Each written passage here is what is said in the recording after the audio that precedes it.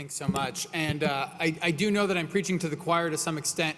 And so this is also going to be a little bit of a plug for some of the webinars that I've actually created and recorded for the COA that I would encourage you to share with the younger people you know in your lives, whether it's your children or your grandchildren or friends' children who look to you as an orthopedic surgeon and ask you, how does that work? How much money do you make? What kind of job do you really have? I have webinars that help explain what it means to be in private practice because I recognize this is a room full of people who I think many appreciate that, but not everyone out there does. It's also a little bit of a plug for our lunchtime breakout sessions coming up in about an hour and a half, where you have the opportunity to ask and share with other people who are in a similar situation. My disclosures are merely that I love my practice and I love private practice, and if not for the COA, I don't think I would really know what private practice is all about. So I do view one of my responsibilities as using this as a platform to help educate residents.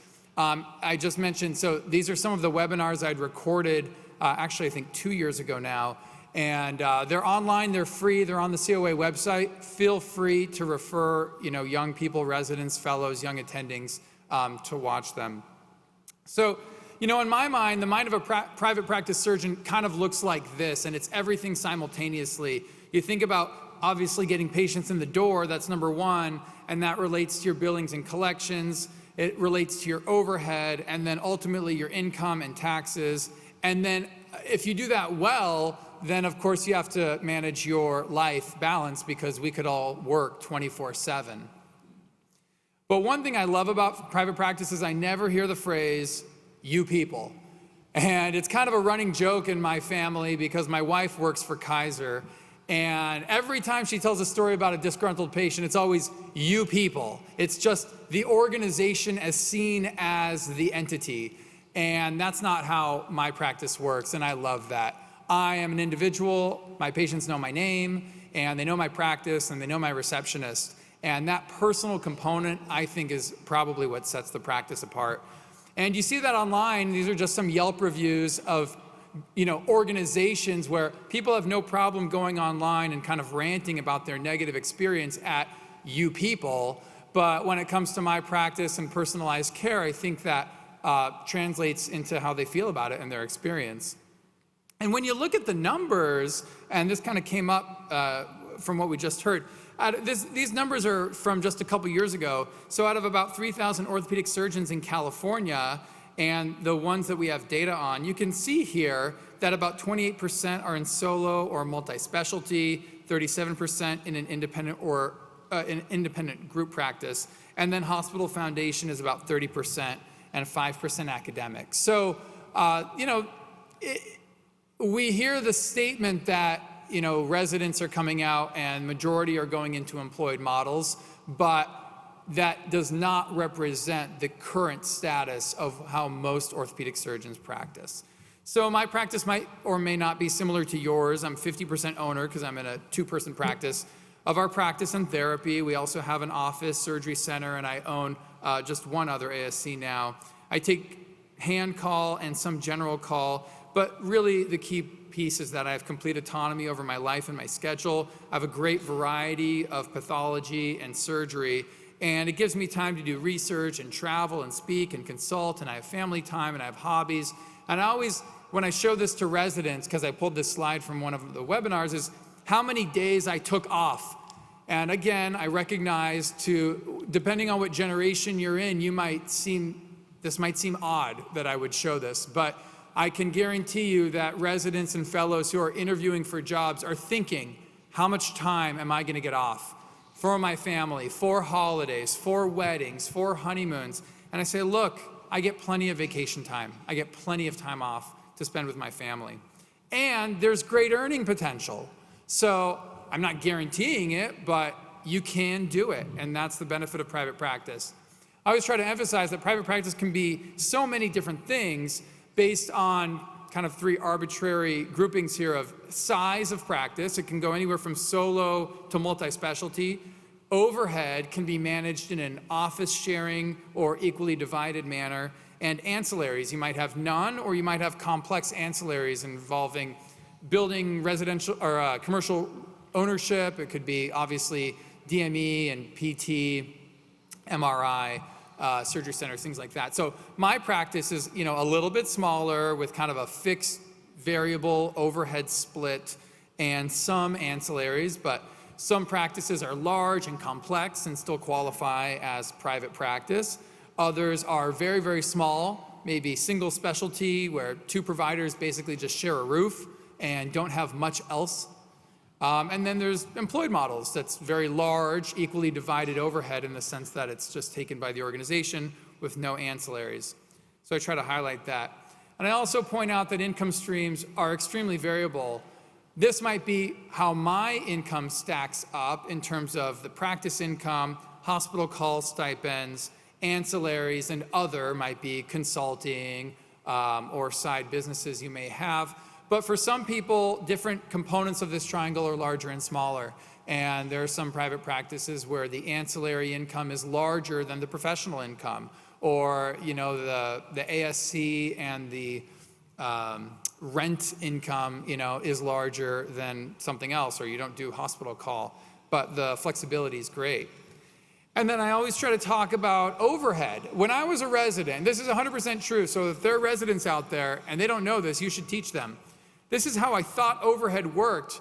You always hear about 60% overhead is, average. So I thought, okay, so for every month, you collect a certain amount of money and 60% of it is overhead, and then you take home 40%. But all of you in small private practice knows that that's not really how it works. Your overhead is basically fixed. I mean, when you have a busy month, you don't hire another staff member. And when you have a slow month, you certainly don't fire one. So generally speaking, your income is just what's above the overhead. And a 25% increase in collections, which might be 25% more work, can really be a 50% increase in income. And I like that. I like the fact that if I can be more efficient, I can do better. And that ultimately, it's the overhead, which is the largest hazard. And if you can manage that well, you can usually do quite well. The other big part is that people always talk about the benefits. Everyone knows that Kaiser and these large organizations have these great benefits, retirement benefits, things like that. And I put together a few slides which are a little mathy and complicated, so I'm going to fly through them, but they are in the online webinars. And I would encourage you to show this, especially if you're trying to hire someone and they say, well, what kind of benefit package do you have and how does that compare to Kaiser? I've actually worked through the numbers, and a Kaiser and by the way, I'm not picking on Kaiser, I'm just using them as an example because they certainly have one of the best packages out there. And when I do the numbers, I'd say that the Kaiser pension is worth about 12 to 15% of your annual salary. So for example, if you're offered a position of $440,000 at Kaiser, that might be comparable to $500,000 a year in private practice. And I basically run through the math and show you how the Kaiser pension works and what you might expect upon retirement. And then you can go online and look at all these retirement calculators and plug in some numbers. As you can see on the left, if you assume a current age of 35 and practicing till 65 and contributing $4,500 monthly with a 7% annual return, you can see that at the end, you're going to end up with $5.5 million in the bank. And if you count what is typically quoted as a safe withdrawal rate of 4%, you end up with the same $220,000 per year, essentially equivalent to the Kaiser pension, but you also still have that $5 million in the bank. And of course, you have the flexibility to do what you want with it. You could have taken it out earlier, or maybe you wanted to stop working earlier. So I kind of work through the numbers because I think people are sometimes surprised when they see that. I highlight the lifestyle that I love in private practice and that I get to build the life that I want. I set my office hours, I take lunch breaks, I take Thursday afternoons off, and I have plenty of time for vacations and conferences and long weekends. Of course, nothing's perfect, so private practice, in my case, as I've mentioned, is low overhead, which means I'm doing a lot of work in the office that a lot of people don't do. I room my own patients, I perform my own fluoro examinations, I remove and wrap my own casts, I dictate my own notes in real time, I do my own coding. I love it, patients love it, but that might not be great for you. And there are lots of challenges, and we know this. Managing employees is challenging. Even though I'm not doing the hiring and firing, I have to deal with the drama, to be quite honest, right? Because that's what happens. You have to control your overhead, so you have to be vigilant about it. You have to make strategic decisions, and sometimes you're right, sometimes you're wrong, but you learn and move forward. Dealing with insurance contracts is extremely frustrating, and there's income inconsistencies. I have good months and I have slow months. And then there is a component, especially in my case, of self-promotion and marketing. I think that's just a critical part of being in practice, and there are some people who are not comfortable with that. But a lot of this can be mitigated with good office managers and, in some cases, consultants. At the end of the day, it just comes down to being a great doctor. Ultimately, hospital call, getting to know your referring providers, being awesome, and a little bit of online marketing and self-promotion. And I fully recognize that this is my practice in the East Bay, and I know people who work in practices all over the East Bay, and they have a completely different setup than I do. So there's no one way to do it, and there's a lot of great ways.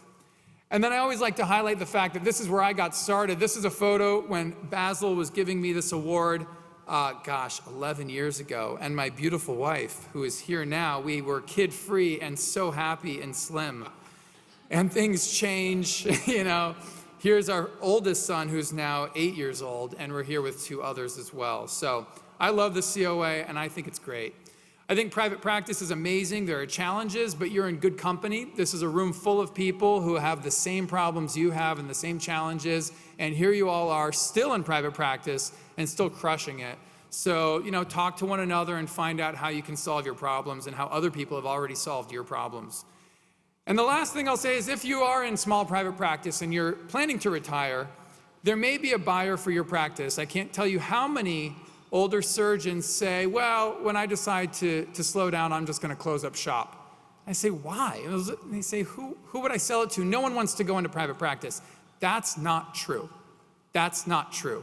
There are people who want to go into private practice, but they don't know what private practice is, and they don't know how to find you because you're not advertising in the back of the AOS Now magazine. And once you start putting the word out and you start talking to people, reach out to the COA because we have this job match program. There are buyers. I believe that there are young surgeons who would want nothing more than to walk into a small practice with a wonderful referral base, with offices that are already set up, with billing that's already set up, with an EMR that's already set up, and pay a few $100,000 for the opportunity to start making money and seeing patients and having that independence. So don't sell yourself short. But you have to do a little planning. You got to bring on a younger partner. It's going to take years to educate them. We don't learn this stuff in residency. They've got to work by your side and understand what it really means. And then when you're ready to move on, it allows them to make some money so they can buy you out of your practice. And the benefit to you, of course, is that you get to watch your legacy continue and you get to slow down. Because most of you probably don't want to just stop one day. You probably want to keep seeing patients, maybe not operate so much, but see patients a few days a week in the office, and this will ensure that you can. So keep it in mind, because I think it's a great opportunity for the old and young. Thank you.